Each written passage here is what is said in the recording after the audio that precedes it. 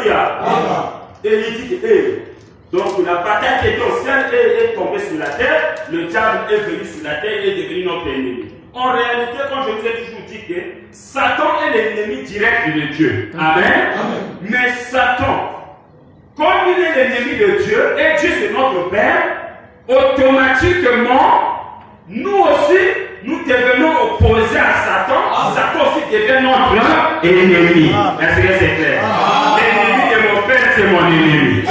Dites Amen pourquoi on a. L'ennemi de ton Père, c'est ton ennemi. Est-ce que c'est clair? Amen. Et depuis lors, il a employé toute sa force et toute sa stratégie pour essayer de tirer le peuple de Dieu sur ce feu-là. Donc le diable tire le peuple de Dieu dans ce feu, dans ces pièges-là. Il utilise quoi? Les stratégies. Amen. Est-ce que c'est clair? Et nous savons qui a la plus grande puissance. Nous savons déjà qui a la plus grande puissance. Et le prophète dit que c'est Dieu. Et quand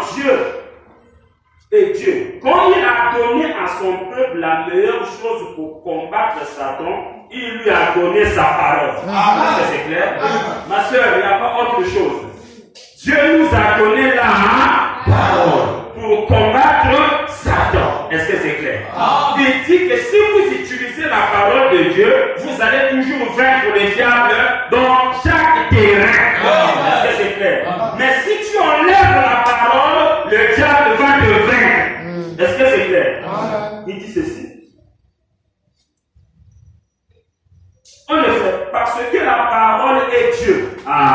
Au commencement était la parole était avec eux et la parole était Dieu. Alors une église qui n'aime pas la parole, c'est une église morte. Un frère qui n'aime pas la parole, il est mort déjà. Est-ce que c'est clair? Parce que la parole est Dieu. Et comme Dieu est la parole, si tu utilises la parole, c'est que tu utilises Dieu face à Satan. Est-ce que c'est clair? Est-ce que c'est quelque chose? Donc, frère Madame a dit que Dieu a pensé que c'était mieux que ça soit seulement la parole. Et si nous prenons seulement la parole, nous allons vaincre. C'est clair? Voilà. Il dit ceci. Donc, la parole est Dieu et la parole devient notre force. Voilà.